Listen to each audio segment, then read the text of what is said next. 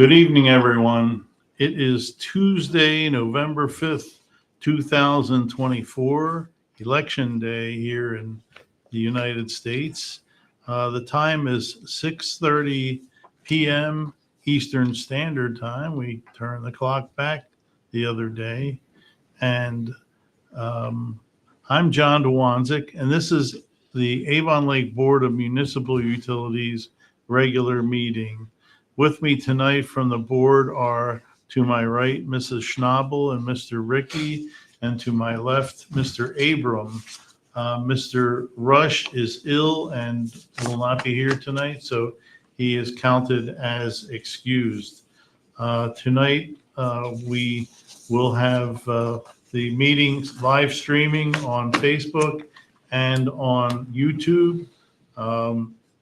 If you're in the audience on either of those venues and not watching election results on TV, I expect our audience will be a little smaller tonight, but you may make comments, and Mr. Urinich, the Chief of Utility Operations at the table, will be monitoring those. And when we get to the section for public speakers, he will read your comments in. If there's any response, we'll handle that accordingly. Also with us tonight is Mr. Monroe, who's the Chief Utilities Executive to my right, and also at the table is Mr. Bill Logan. Sorry about that, Bill. And he's the Finance Director for the utility. Tonight's meeting will have motions that will be approved by voice vote, with the exception to that rule being if we have an executive session, which there is none scheduled tonight, but if we did have an executive session, the vote to go into executive session would be by roll call vote. So having dealt with the perfunctory, let's move on to general matters, which starts with tonight the approval of minutes from the October, I believe, 15th meeting. Are there any comments on those? Hearing none, they are approved as submitted. Next item is the public speakers, as mentioned earlier. There's no one in the audience in the room with us tonight. Again, there are more popular things to do with your time right now. Mr. Urinich, do you have any input from the world of cyberspace? No input at this time, Mr. Chairman. Thank you, sir. So move on from public speakers. And incidentally, we will be attempting to keep the meeting on a fairly fast pace. There's not too many items because everyone is, of course, distracted by what's going on in the polling places. So the next item is correspondence. Mr. Monroe, do you have anything? I do not have anything to pass along this evening. Thank you, sir. The next item then is expenditures on your goldenrod sheets. Would someone like to make the motion to approve? Mr. Abram. I move to approve Avon Lake Regional Water expenses from October 11th through October 31st, 2024. Okay, thank you, Mr. Abram. May I have a second? I'll second. Second by Mr. Ricky. Discussion. Mr. Chairman, Mr. Abram. yeah. Could the CUE explain all the refunds for overpayments? Okay. Page 3 on your. Yes, I'd actually ask Mr. Logan, as he oversees the customer service staff. He can explain those. That's fine. It was just cleaning up some inactive accounts that had negative balances. People have moved. People have asked for the refunds back. Nothing in particular, nothing special, just at the third quarter billing. I see. We just kind of cleaned up. There were probably a dozen or so of them. Yeah, because before we never had this. That's why. That's all I have, Mr. Chairman. Okay. Thank you, Mr. Abram. Mr. Ricky, Mrs. Schnabel, anything? Okay. I have a question for, I guess, Mr. Logan. We have sort of broken out overtime into, I don't know, 15 categories here. And I'm curious, I asked Mr. Monroe earlier, how are we doing with overtime generally when in the aggregated overtime versus budget? Because it looks like most categories are well within budget, but others are like, threatening to overrun. How are we doing generally? We are doing good. For instance, in Fund 701, the total overtime budget has 43% remaining. So Okay. at this point in the year, that's very good. In Fund 721, the sewer fund has 56% of total budget remaining. So we are overall overtime doing well. If you recall, when we did budgets last year, we did break out several line items and sub funds, as you mentioned, to help better track where specific expenses are. Right. And that's good for us when we're trying to determine where efficiencies can be had. So we might do a subtotal on these sheets for things like that. Would be a way for the board to quickly spot any problem areas. Mr. Ricky? Yeah, did we increase any overtime budgets, or are we from last year to this year? I think there was a small increase in the water fund, and that specifically had to do with the fact that we were understaffed at the water filtration plant Okay. for most of last year. Okay. But there was not any drastic increases. Okay. Anything else from the board? Okay, all in favor of the motion, say aye. Aye. Aye, the motion passes. Thank you. Next item is the quarterly financial update. Mr. Logan, it looks like you've got the floor. Certainly. Thank you, Mr. Chairman.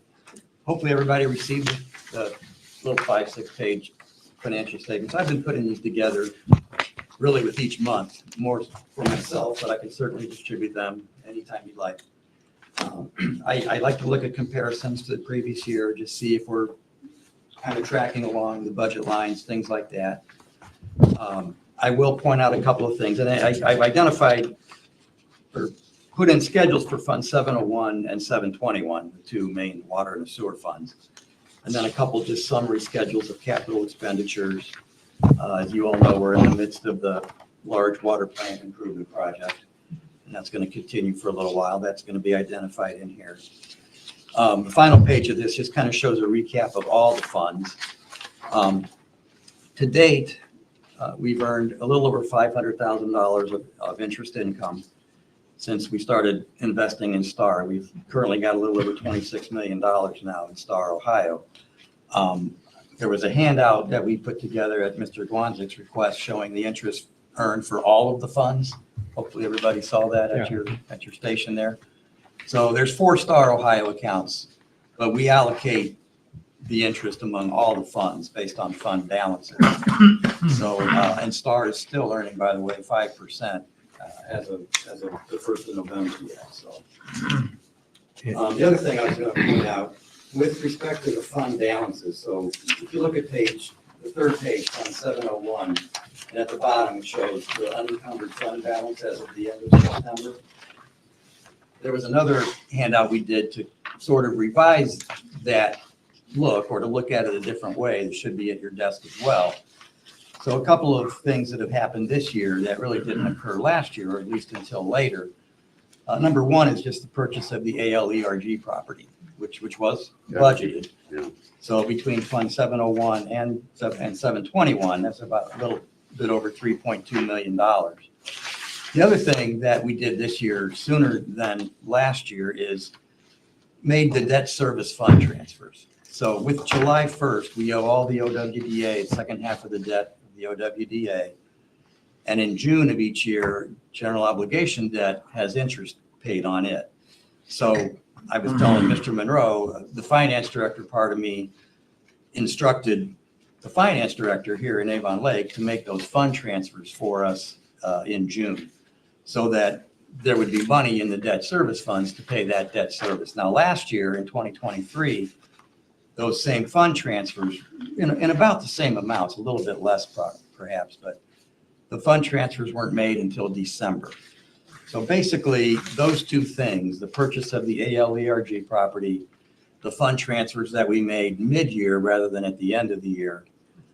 For instance, Fund 701, if those things were added back, we would have had about a $13.3 million fund balance as of the end of September, compared to 11.7 million a year ago. And with Fund 721, the sewer fund, same thing, we'd have had about a $7.8 million fund balance as of the end of September. And a year ago, that was 6.4 million. So again, those two transactions, which were and are budgeted, kind of result in that big difference that you see on the statements as they are. Right. So, The reason I asked for that, so the board understands, is it looked like we had lost money based on the, what could we call it, abridged compilation, because it wasn't showing everything. And similarly on the interest, which certainly was a coup to invest in Star, Ohio, and make 1,000% of your last year's interest. But in the interest of brevity, I suppose those other funds were omitted, and I saw, well, the 515 is not matched by the other backup sheets, so I asked for that to be revised, just so as we look at things, nobody is reading them and it's sending up alarm bells that how do we lose money? Well, we didn't lose money. We actually acquire property worth, according to the transaction, 1.6 million times 2 for the 3.2 million. one large property, and that's an asset worth that much according to generalized accounting principles.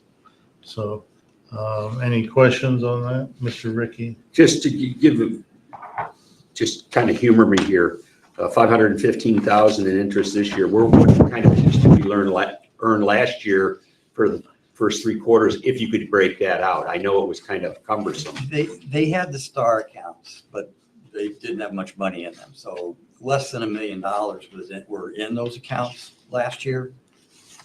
It was earning probably 5.5%. So I don't know what the number was offhand, Mr. Ricky, but I know that at the end of last year, at the end of 23, they did do an allocation of all of their interest earned on their other funds and other investments.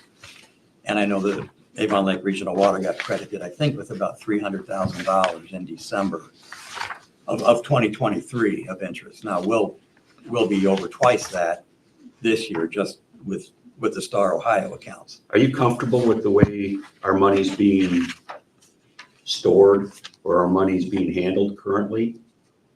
Yes, I mean, right now, as you know, the finance director left in July. Has that been He's still filled? on as an interim basis, so he's not really actively involved with investing any money. I mean, the city has a large Fifth Third investment account. The city has a couple Star Ohio accounts themselves. And then we have the 4 accounts with about $26 million in them. Nothing's changed. We're in a position right now where I don't think we really want to have any more money transferred there necessarily. Let's go through the next couple of months, see how we end up the year. But come January, if our fund balances are good and we're past that first OWDA debt service payment of January, we might be in a position to ask that a little bit more money maybe be transferred to Star or some other sort of acceptable and authorized investment. But yeah, I mean, I'm comfortable now with how it is. I think the big point on this would be, as Bill stated, we all of 2023 for all of our funds, we earned about $300,000 in interest. That's Since May of this year, when we invested our money, majority of our money into Star Ohio, we have already made $515,000. That's what I really was getting We're at. projecting in about the $700,000 to $800,000 range. Yes, As opposed to 300,000 last year. And again, it's only been since May. Yeah, So okay. a little more than half the year, we've far surpassed what we had. So I think, as Bill said, one of the items him and I have discussed regularly is how much money is actually kept in the checking account. And we have that number, you know, we want to stay around $3 million. And that's so we can Run the you know, business. right, run the business. And like he said, we'll continue to monitor. And as we get into January, and our debt service payments are made in January, we'll evaluate at that time. If our fund balances are surpassing that, we can, you know, shift more money over if need be. But yes, I think from an investment standpoint, I am very comfortable with where we have our money right now.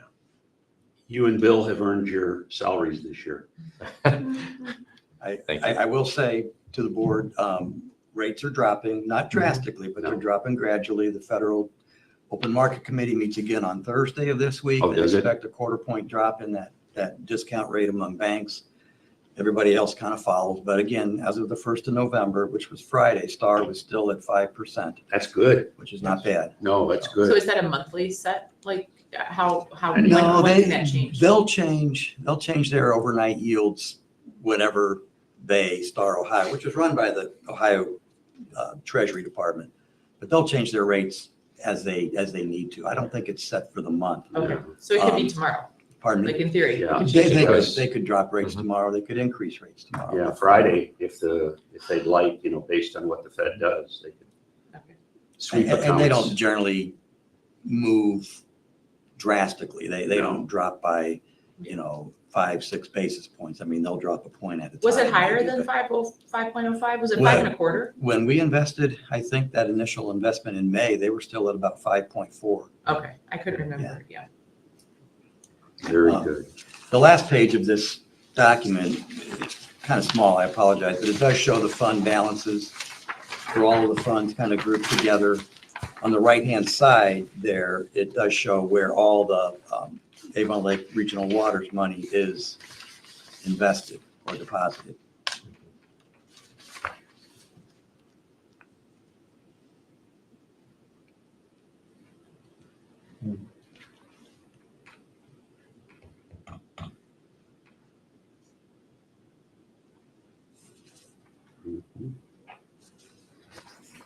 Okay, any questions on that, the pie chart? I'll take a piece of it. All right, thank you, Mr. Logan. Other questions? for you? Mr. Abram? I'm glad that our utility is financially sound. Back in May this year, we proposed some charter amendments to protect the utility for future investments and things. And we didn't follow through on that. Is it, for next May, will we have those amendments on the ballot? Well, we're not necessarily, I don't think that a lot of those changes are charter amendments. They can be implemented through policy. Our policy. Yeah, the board's policy. And so Mr. Logan was diligently working on that, and then the city's finance You director understand? has left. So there have been a few, the biggest one being where our money is invested, and those changes have been made. But we are continuing to work and on that. I did speak with the mayor. They are actively seeking a finance director. They are also in the process of they are passing a job description for an assistant finance director. Wow. And that is, in our opinion, a good move because of the fact that when in a case like this, that a finance director exits, there is an assistant finance director. So that is a good move on that front. So we will continue to work on those and to bring those to reality. Well, since the charter states that the council controls all funds to protect ourselves in the future, I just thought maybe it's a good point to put it on the ballot. But if you think it's unnecessary, I'll go along with it. But those things work good now, but maybe 4 years from now, it may not be so good. So, Okay, anything else from the board? no, very All good. right, let's move on to water reclamation facility operator, Mr. Urinich. Thank you, Mr. Chairman. So in preparation for an upcoming retirement of one of the operators at the water reclamation facility, we began conducting interviews to get somebody onboarded, have them familiar with everything before we become shorthanded. We had two very good candidates that, I mean, I don't think we could have gone wrong with either one of them, but we did select Mr. Jeffrey Lopez to be our next operator. He's going to be starting November 11th. He currently holds a Class 2 operator license, and he will begin at Plant Operator Step 3, $31.52 an hour. He has experience. He's worked in the wastewater industry for the last about a little over 12 years. And both of those were at plants that some of us were very familiar with. So we feel he's definitely had a good start to his career, and we look forward to continuing to help him advance that. Mr. Urinich, can you tell us a little bit more about the history of Mr. Lopez, where he worked, where he lives, that sort of thing? So he lives in Elyria. He got his start at the Wellington wastewater treatment plant. From my time in LaGrange, I was very familiar with Mark Rosemark, who is the superintendent there. And I feel confident that he was taught by a very qualified person. And for the last 8 years, he's worked for the city of Rocky River. So we felt pretty confident that. A little shorter ride for him. Mhm. So, yeah, we're looking forward to having him join our team. Okay. The reason I ask about, where they live, like how far they are when, there's an emergency or whatever. Mhm. Okay. Any questions from the board on that? Welcome, Mr. Lopez, and let's move on to update to local limits. Are you ready for this, Mr. Urinich? Yes, I am. So last year we had renewed the National Pollutant Discharge Elimination System permit at our water reclamation facility. As part of that, we have our own local limits for industrial users throughout the community. There's a whole process that our staff, Mr. Piger and Mr. Hill went through. The EPA has guidelines, recommendations, and basically an Excel spreadsheet that you input sampling data from the effluent leaving your wastewater plant, your sludge sampling, and it takes into account what percentage of your system is residential and commercial versus industrial. And they come up with what they want to ensure that anything discharged in your system from the industrial users will not cause any sort of disruption to the treatment at the water reclamation facility. Obviously, they include safety factors, make sure that you will not have any issues meeting your permit limits. So they had submitted what they had calculated. It did take the EPA a little bit to review those, but they have approved what they felt were the appropriate local limits. Because that is something that is included in our regulations, it requires an update to our regulations before they can be formally adopted as presented by the Ohio EPA. One of the things that we had done to kind of streamline the process, we had separate sections for different types of analytes that we would be looking for. We combined those into one chart and also standardized them to all be in milligrams per liter. In the past, we had some that were micrograms per liter, parts per billion, and some that were milligrams per liter, which would be parts per million. We wanted to make those all standardized so that it was a little more consistent on the formatting. And we have presented those in the board packets. Okay. You all satisfied, Mrs. Schnabel, with Yes, I spent Okay. quite a bit of time going over this with Let's Mr. see. Urinich before, so, yeah. Mr. Yeah, Ingram? but number, on the first pages you gave us in the board packet, page 49, that's not included in the No, motion? that's, is not the next. No, so page, that's what Mr. Yerner said. So page, what's the current regulations, which are labeled 48 and 49. Those two tables are combined now into The one you gave us the here. bolded, yes, that is proposed. All right. And there is an updated one that was provided at your seat because there was two pollutants that were not on this proposed, and that was dissolved solids and oil and grease. So those are obviously part of our local limits. We needed to have those on. Okay, I follow you now. Okay, and as I heard Mr. Urinich explaining before the meeting to Mrs. Schnabel, these are what customers are limited to. We still observe the same limits as required by EPA of us, but we require these limits from people that are discharging into our sewer system. Correct. These are limits that the And EPA is then we clean it proposing and- will not alter what we Cleaner. put out of our plan. Right, Yes. okay, Excuse me, Mr. they're Ricky. doing sampling and they have a lab that runs their tests that they provide to us.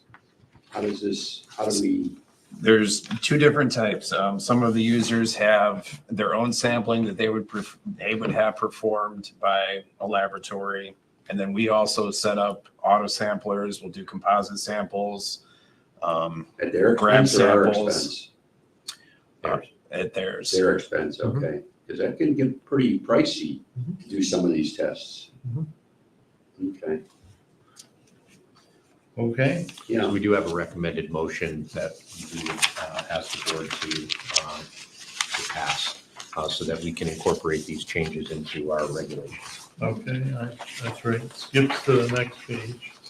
Okay, would someone like to make a motion?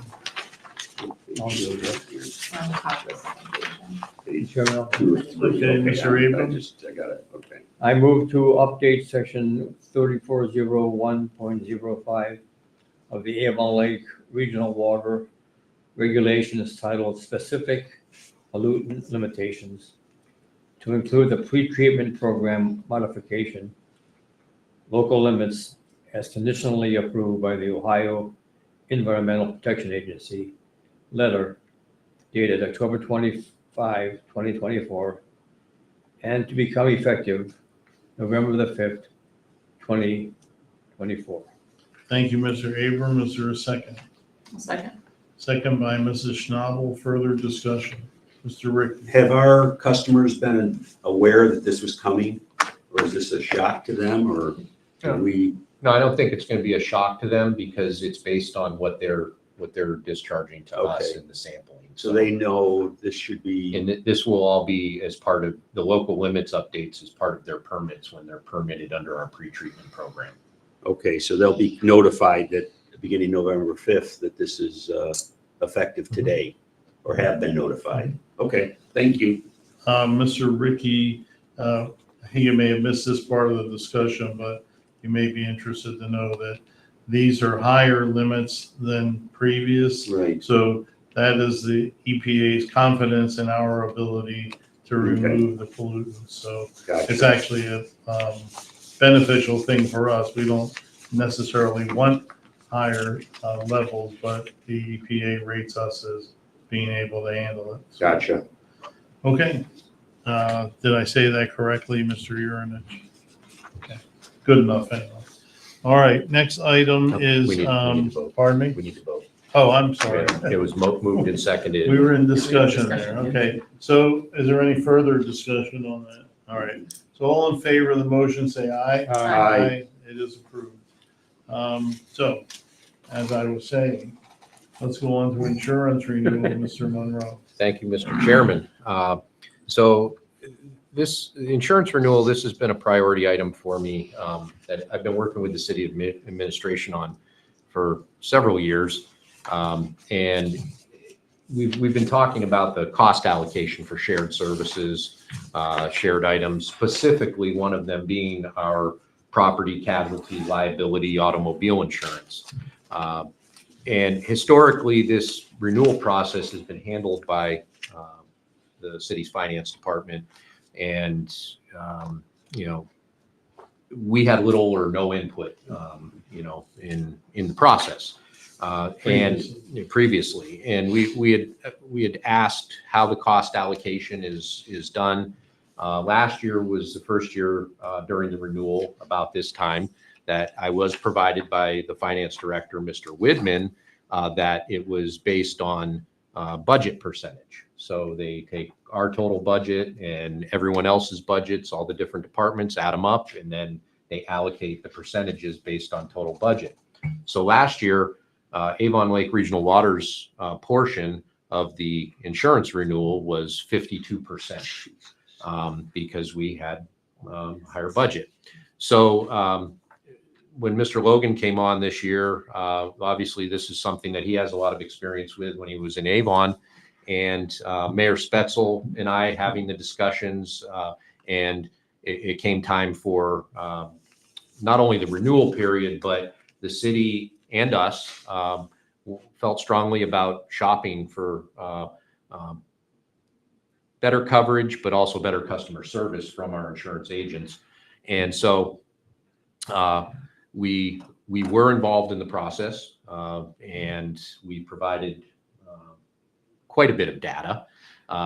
The decision was made to change insurance carriers from Zurich, who by just so happens Zurich is getting out of the municipal local government coverage.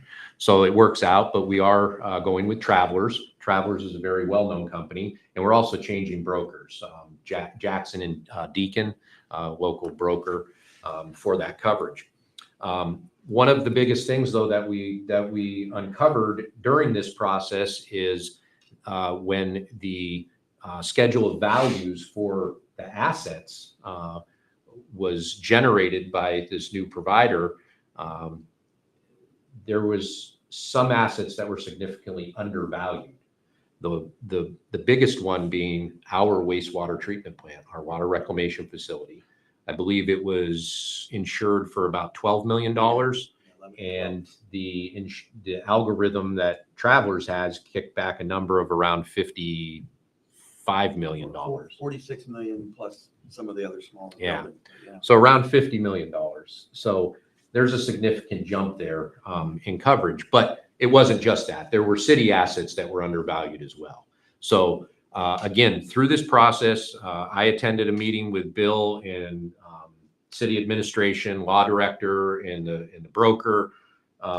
And this, while this is a significant increase in cost, it's also resulted in actual allocation of what is our assets. So our percentage of the insurance policy now is 47% of the premium. So yes, we're going to be paying more because our coverages are increased significantly, but our fair share is a little less. Yeah. But the city is also seeing an increase in their premium this year as well to reflect their values. So this has been a huge undertaking, and I will tell you, I do have to say, I want to commend Mr. Logan on his work on this, because it has taken a lot of his time coordinating our assets. But we're not stopping here, because the next step of this is we are going to have a full industrial appraisal done, because to our knowledge, it has not been done. Other than for purposes of insurance, we're having that industrial evaluation and appraisal done, not just on the buildings, but also contents. And basically looking at anything valued at $10,000 or more. The city is interested in that as well, so we would partner with them on that. So we are going to continue to work on that. But you know, like I said, this has been a big undertaking, and I want to thank Bill for all of his work and recognize him for that. Thank you. Thank you. Go ahead, Mr. Avon. Didn't we hire a firm to determine our assets? Can they do the industrial part too? They cannot in that regard, but yes, Raftellus a few years ago, that part of their work on our rate study was they also did an asset evaluation. And ironically, the water reclamation facility, for instance, was valued at about $108 million. And then with depreciation factored in, it gives you a net value of around 70 million. So that's much closer to the $50 million valuation versus the 12 million. Yeah. So no, they cannot do that for what we're looking to do in this regard. They looked at it from like a sales approach if we were to sell the assets versus really an industrial appraisal for insurance coverage purposes. So Thanks, Brenda. Thank you. Mr. Logan, the change in these valuations, does this have a positive effect on our credit? You know, That's probably a good as question. collateral, you know? It could, I suppose. I think getting this study done that Mr. Monroe's referring to, the appraisal done, will give us a lot more detailed information, and then that probably could have an effect on credit rating. Yeah, I mean, it's quite a jump in valuation, so. Travelers values all the buildings and contents at about 176 million. Now that's Avon Lake Regional Water and the city. And the city. The old policy had those same assets, excuse me, valued at about 108 million. So they went up about 68 million. Again, the biggest jump being the wastewater treatment plant. One thing though, with that in mind, if any one of these buildings had a Casualty. disaster or casualty wiped out one of those buildings, the coverage is blanketly on that whole set of values. It's not specific to the wastewater plant or the fire station or et cetera. It's going to cover in total, but it still would be good to get the values correct. And I've kind of looked at the city's fixed assets system as well in conjunction with all this. And I just feel like even on there's some things that just don't look quite right, the values. It seems like something that has been long overdue in updating Probably based on so. the size of the fund. Probably so. Mr. Monroe, you have indicated that, just so what few people we have in the audience, can you do it on one hand, Mr. Urinich? yeah, Four. well, I have five. I have five. Okay. Okay, I All have right, five well, members. hi, everybody. The insurance does not go up proportionally to the valuation because the tendency is for the risk to be, or the casualty to be much lower than the valuation. So I think maybe the insurance went up, whatever, 10 or 15%. But the valuation. It actually went up more than that. Bill actually has that It's less number. than the whole value went up. That's percentage wise. About 60%, the total premium Yeah. citywide. Now, that's not just on the property, that's all the coverages. Mhm. That includes a $29 million, $29,000 premium for a $3 million cyber liability policy. Which is Which- that's a value added. Well, and that is a good point, because that was the next item I was going to bring up is we had cybersecurity coverage under our previous policy. It was $1 million, blanket coverage across the city and us. And we looked at that, same coverage, but we also looked at 2 million and 3 million in coverage. And, this is something we've talked about before, is our cybersecurity. Having the appropriate coverage in place. We've had other utilities that have had in Ohio, Cincinnati being one of them, who did have a cyber breach. They were held ransom for a little over 2 weeks. They weren't able to bill customers. They couldn't get into their customer service database. So it was very, very defeating for them. So we want to ensure that we have the adequate coverage, and the additional premium cost for that additional $2 million is is well worth it. The city was on board for that as well. We were speaking with the administration. So that is a jump in, we've tripled our coverage liability on cyber. Okay. Overall, I think it's a very good job that we've done. Especially, I think a certain amount of credit has to go directly to Mr. Logan for now that we have somebody to pay attention to these kinds of things in great detail. It's a benefit for everybody, including the city. Yes. So, all right. Any other comments from the board? All right, let's go on to ground lease, Mr. Monroe. Thank you, Mr. Chairman. The next item is relates to a ground lease agreement that I was presented by company, their new singular wireless PCS, doing business as we all know them as AT&T Cellular. They previously had their equipment located at the power plant on one of the stacks. They had to relocate that, obviously, for the demolition purposes, and they have a what's called a COW, which stands for Cellular on Wheels, and it is a mobile temporary cell antenna that is located.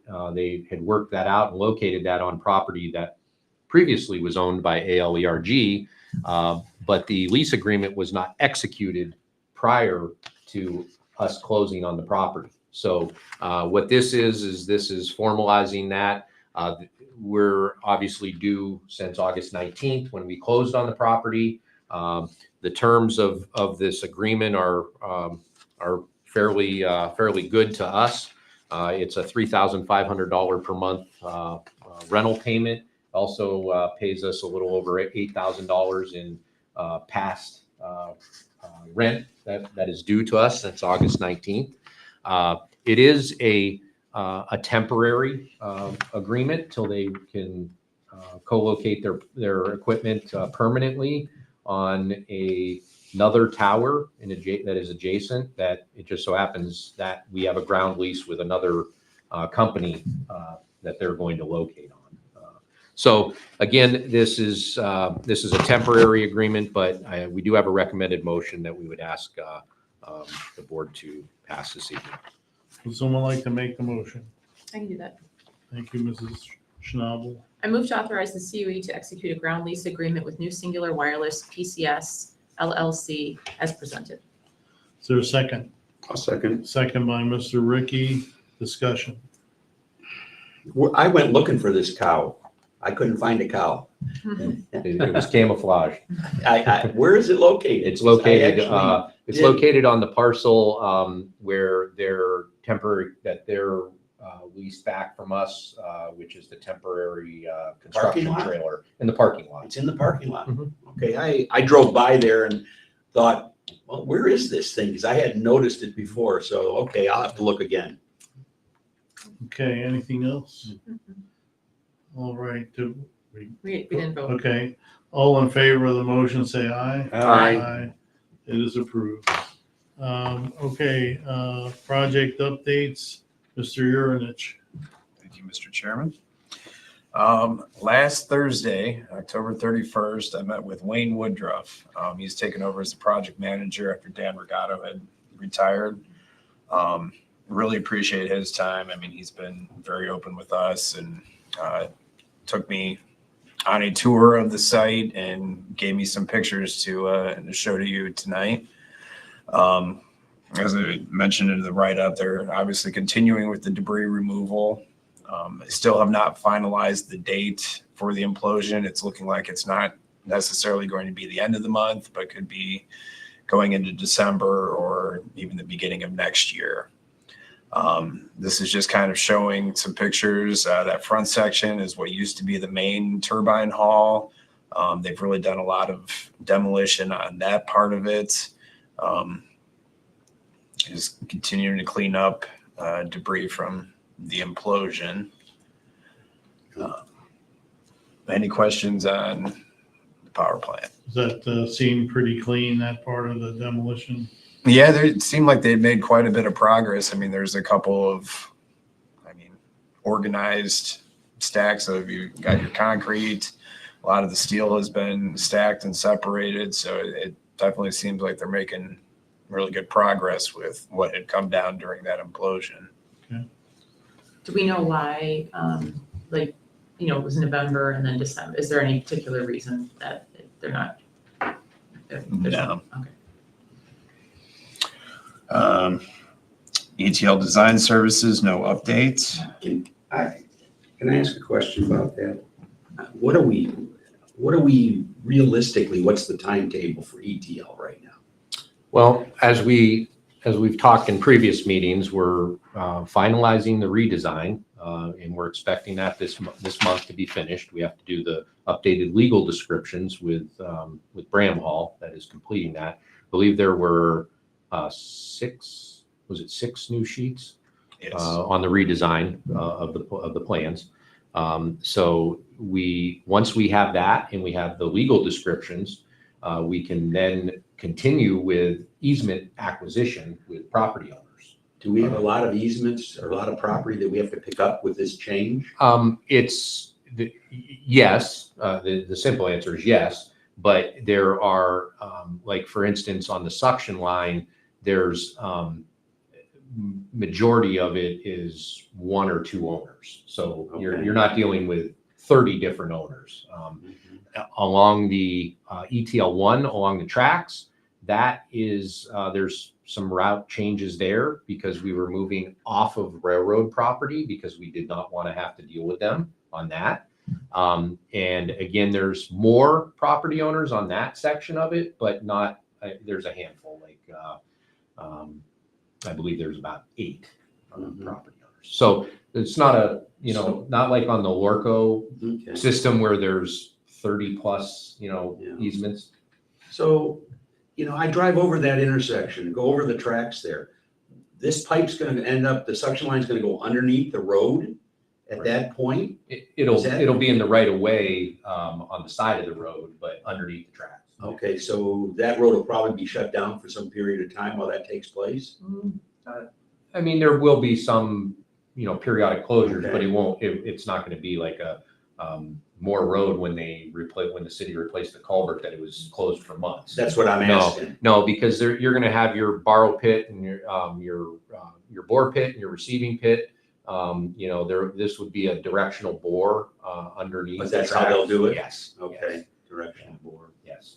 So I just think we're on borrowed time on that darn we ETL. are. And I that's don't what, disagree with you. that's what just, I hate to keep bringing it up, but I just think that we need to light a fire under Bramhall a little bit and try to get those drawings done and keep things really moving ahead here because we don't want to use that insurance policy because of a catastrophic failure with our customers down south. So my 2 cents worth off my soapbox. Okay, that was ETL Design Services, that topic. Let's go on to water filtration plant improvements. So in this picture here, that's the delivery of the air gap that will be installed. So when plant operators have to wash the filters, there's 2 options of where that can go. It can either be recycled through the head of the plant. If for some reason we were not recycling and it was not able to be pumped and that were to overflow, it can't be directly connected to the sanitary sewers. It requires a complete disconnect, air gap. The existing structure is located where the new filters will be going. So that was a new air gap that was delivered. It was installed. The connection to that from the air gap has been connected to the sanitary sewer. Once they progress and are ready to remove the existing air gap, then they'll make the final connections. And then that way the space next to the current filters will be free and clear and they can begin with the filter construction. Just a lot of rebar, and that is some of the piping for the new filters that has been delivered and is currently on site. This is the new chemical feed building. As I mentioned in the write-up, there was about 12 feet of the vertical columns that have been poured. They're in the process of adding the additional forms to continue vertically with that. I believe the ultimate height of the building is about 32 feet. So it's going to be progressing a little bit further than that, but you're starting to be able to get an idea visually of how big that structure will end up being. One of the parts of this project that was added was the resurfacing of the clear wells. They have gone through, they have completed removing all of the existing coating. They have gotten it down to the bare concrete so that when they install the new coating, we should expect another 40 years out of that coating. And it's not something that any of us in this room will be worrying about when they need to redo that. Just as an example, I believe the next picture shows, the state that the existing coating was in prior to this rehab work. So they did find one small section where there was a little bit of concrete damage. The concrete had started to delaminate in between where the two clear wells were, because it was originally poured. Clear well 5 was poured initially, and then they added clear well 6 shortly after that. But there was a small section that they're just going to have to basically do a spot repair, a saw cut. They have to add some additional rebar to tie into the existing concrete. But before we put that new sealant on top, we want to make sure that everything is structurally sound. I'm sure Mr. Gaydar would be right on top of that, but a characteristic delamination fault is when you cold pour on top of, let's say you poured the bottom 6 inches and then come back when that's already setting and you can't really work the mixes together. That's a bozo no-no in concrete. That's, I'm sure, what happened there, because a big pour, it seems smart to get a nice surface, on a bigger area, but like really you should be pouring full depth. And that's usually what the specs call for, not like partial depth and then come back an hour later and put the rest of it in. That's no good. And I don't know what that's costing us, but I'm sure it's not cheap. So just word to the wise. Any other questions for Mr. Urinich on that? Okay, that brings us to SCADA, and you have no updates for that. So let's go on to the CUE/CUO report. Yes, thank you, Mr. Chairman. So I do have one item to report on, and I have a miscellaneous item, and then Mr. Urinich has an item to report on relating to lead service lines. The item I have to report on is regarding our cooperative agreement with TechWin, our colleagues from South Korea. They were in town October 21st through the 24th. We had 4 individuals from TechWin, their vice president, their project leader, and 2 of their engineers. This was a requirement for them because their project was funded by their government, so they had to actually visit the site. We had several days of packed meetings and had quite a busy agenda. It was very successful, and we were able to visit the project site. And the nice thing about when they came was that they did provide us with some updated photographs of what this unit is going to look like. And as we stated before, it's a shipping container. And you can see this, they've done a nice job with graphics and whatnot on this shipping container. This is at their facility in South Korea. It's currently going through shop testing. And this is just another view, but you can see that a lower left of the container does have our logo on there. It has their logo along the top. So it's a very nice unit. And they gave us a little peek into what is inside the unit. As you can see, a PLC panel. There's a picture on the left for controlling the system, and some of the various equipment. Again, we have not been have seen this or been trained on it, so we can't speak to the specifics of how it operates. right now, but this is a reactor and the gas liquid separator, which is a part of the equipment that they're providing. And here's two more pictures that show raw material injection system, and then also the brine treatment system as part of the process. So we were very pleased to see this. They also provided, they put together a very professional video, and we're working to kind of size that down because it was a little over 5 minutes. But once that is provided, we will push that out to everyone. Maybe play it at a future meeting. Yes, that's what we intend to play it at a future meeting so everyone could see that. And we had a great meeting with TechWin. The chairman, Mr. Dewanzik, attended that meeting with us. We had representatives from Cleveland Water Alliance, our partners at HDR engineering firm, and representative from Team NEO.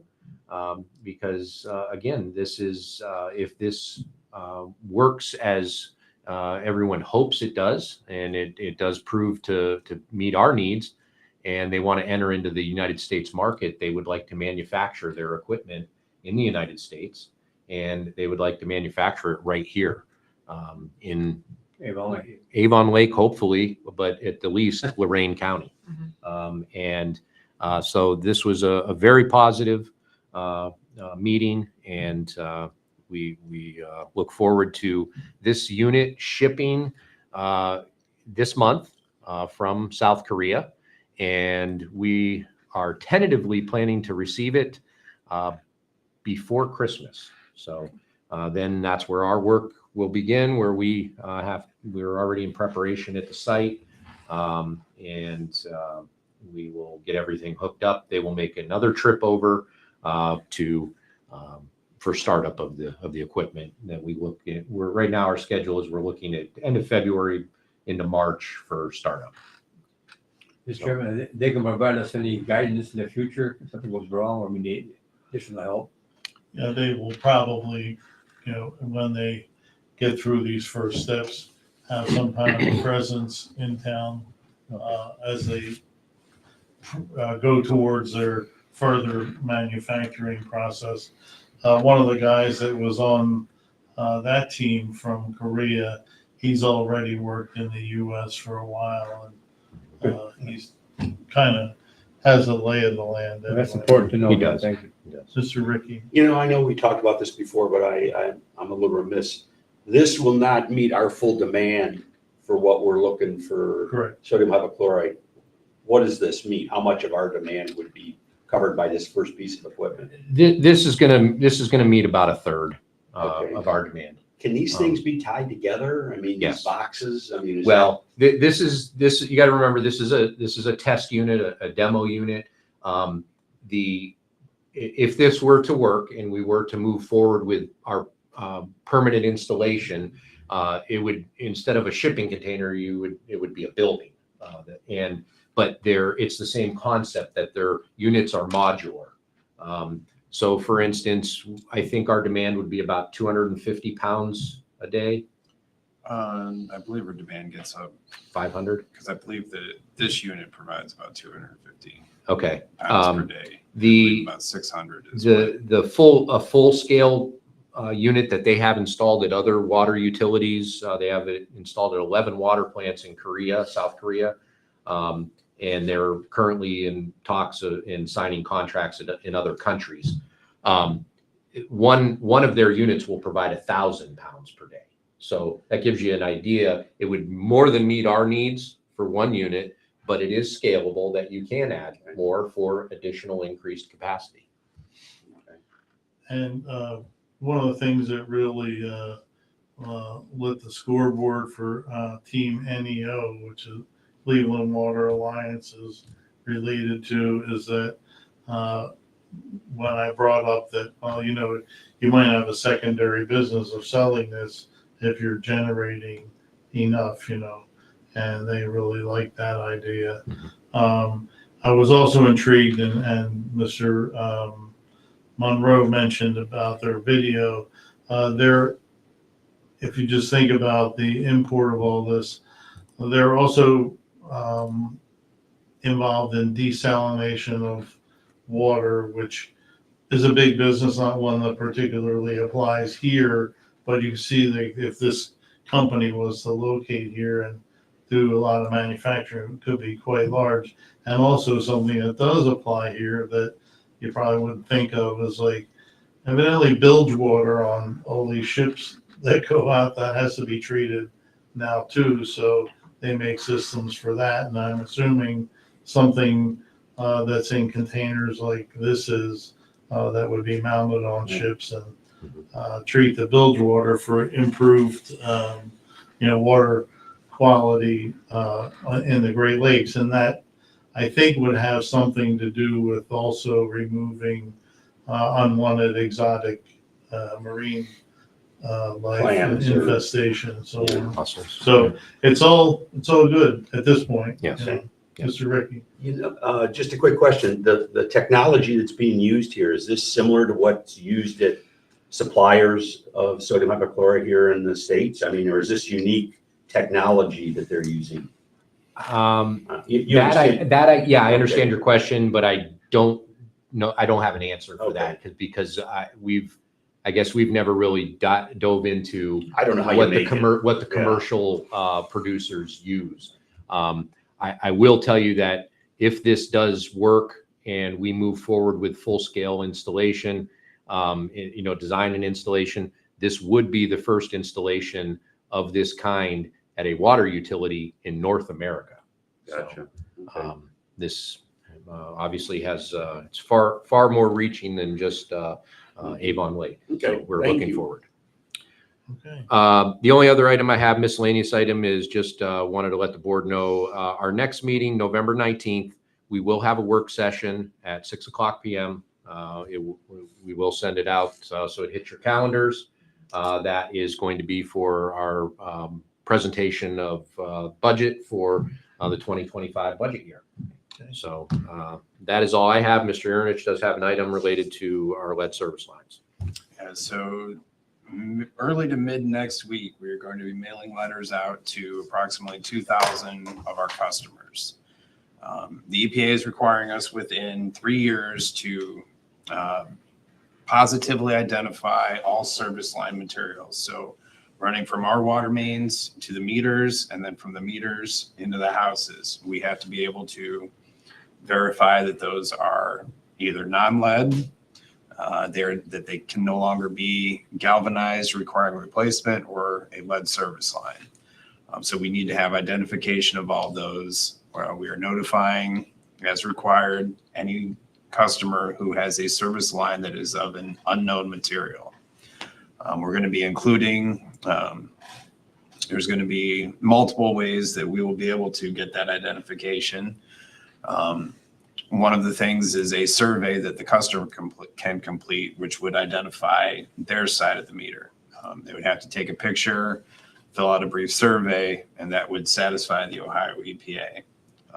Obviously, we'll be providing instructions on what they would need to do. The other ways are that we're going to be using the smaller Vector to go out and pothole on either side of the vaults to get a visual identification of the pipe materials. So that's going to be starting next week. Those letters will go out. Is that all total? If we only have 2,000 that are in question, or we have more than that? We only have 2,000 that are in So question. that's it. So then other than that, we're identified. Correct. Yes. And so when you say that they do internally, like you're looking at pipes inside the house, like wherever the Yeah, they would service have to lines are get in a the house, picture you of where the literally go line comes through their where it foundation. enters the house and take a And- picture. Okay. Correct. That's what I assume that. Gotcha. Nothing on their side of the water meter. Yes. No, it is on their side of the Yes. water meter. In its interior. Yeah. So we're going right up into the house. The Ohio EPA needs to know from the time it leaves the water main until it enters their home to ensure that there's no lead. Okay. Interesting. Is the EPA going to provide us any funding for replacing all these pipes? As in, maybe not now, but in the future. There is some funding out there right now, and a lot of it is geared at classification of disadvantaged communities. That's us. And unfortunately, their definition, we do not meet disadvantaged community. But there's also, there's more that needs to be sorted out because of the fact that, as we state, up to the meter is our Right. responsibility. But from after the meter is the homeowner's responsibility. So if they want the lead service lines out, let's think of a unique funding way. And I think we've done that on the sewer side in the past. And that was in the form of the lateral loan project. There's, I think, some case studies that can be used. Sure. And that I being think one. that's a good point, but it is something that maybe we'd be in better position to see to than the homeowner. And I guess it's like one of the things like combined sewers, that's a legacy of prior practice Yes. that we're now kind of putting the middle on, but you want everybody to have healthful water. However, as I see it, anything on the homeowner side of the meter is their asset. So if we're going to do it for them, they're going to have to pay for it in some fashion because they own the asset. Correct. So, and always did, even the lead part of it. The US EPA regulations that were promulgated is 10 years. Within 10 years, they want the lead service lines to be gone. Well, in our distribution system, that's obviously very attainable goal. But a utility like Cleveland, that's a daunting task. So very different circumstances. So Well, again, people looking for money because people will need it. yes. Do we have any estimate of what the number of these might be? Because that will dictate kind of to a degree what kind of program. And we had a very good idea on the lateral loan program, how many we were talking about.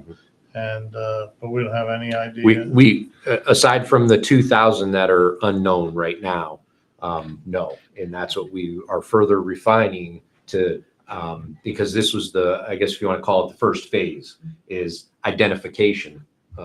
So identifying what you have, updating our lead service line maps. We've had a lead service line inventory map for a long time, but again, a designation was unknown. So that's what we're doing. And if you recall, we did receive lead service line mapping grant money in the form of $50,000 that we used to purchase the software on our camera truck because we were able to develop with the software side of the company a custom reporting for that. But it's also intertwined into our GIS system. So identifying the assets. But our new vac truck that we can go out there and hydro excavate, that's another tool. So there's multiple ways and it's a process, but we wanted to make sure that anyone, right now we're down to 4 viewers out there. We want everyone to know that they're going to start, there's about 2,000 that are going to receive these letters, and please call us, contact our office if you have questions. We want to make sure that we provide the answers. And they go out when? Early to mid next week.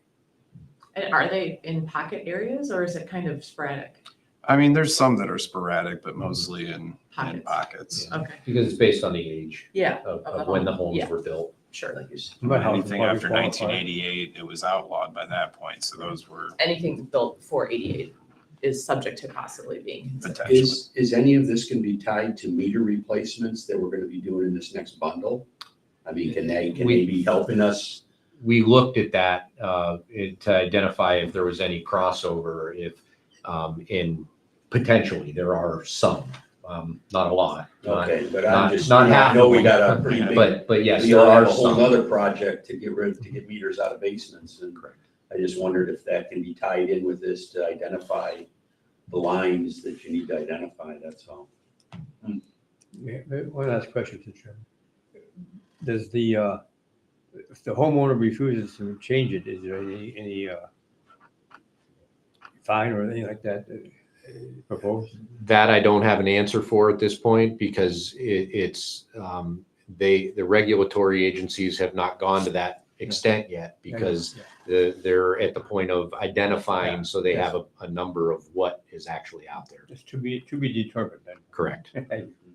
My gut, Mr. Monroe, would be that this would be significantly less expensive than the sewer separation because the depth and the size of the pipe is quite a bit smaller. In other words, this is like a ditch witch and a type M roll of copper, I assume. Yes. That you go up into the house, and those are sold in even 200-foot lengths, so you go with one roll, you charge them for the roll and the connections. So it shouldn't be anything like prices are all higher now. So if you got your sewer separation done in 2024, it'll be quite a bit more than it was in 2019, but proportionally, I would expect this to be quite a bit less. I would too. Yes. But replacing the exterior line is on us. From the meter to the main. Yeah, but anything then, once you enter the house, from the meter to the house. Not everyone's meter's inside. If your meter's out in your front yard, Right. from that meter into the house would be the homeowner's responsibility. Oh, like mine is super close, but you're saying somewhere farther. Oh yeah, mine's almost all the way out to the sidewalk. Yours isn't super close. No, That's probably your that's son. probably your son. It just has a water meter lid. Has on it, water probably. meter lid on it, exactly what they did over there. Yes. It's out in the front. Yours yard. is yours isn't because of obviously that we I know know there's it's a later certain house. subdivisions. Yeah, but I didn't realize that. Okay. Yeah. But we have a few hundred homes that have indoor meters that Mr. Ricky referenced. Yeah, I grew up And in Surrey. those are, like neighborhoods. And those are going to be part of our water bundle project, that we're going to get those meters out of the houses. Well, obviously, if there's any on our list that are unknown, we will be able Check to it out. check it out at that time. That's what I was. And again, we've done this before, that we can, we have the economies of scale when we bid a project, that we bid specific line items. So that copper, replacing these lines, those type of things, our customers can benefit from, that, we're able to offer as a service to them. So. Right. Okay. Any members with reports? I have one, Mr. Mr. I just wanted to update the board. There's an article, you all have a copy of, from Trenchless Technology Magazine regarding utility standings for the PFAS settlement. And I just want to know, our utility, Mr. Monroe, are we part of the lawsuit? Are we just, have you heard anything about the settlement process? Yes, yes to all of your questions.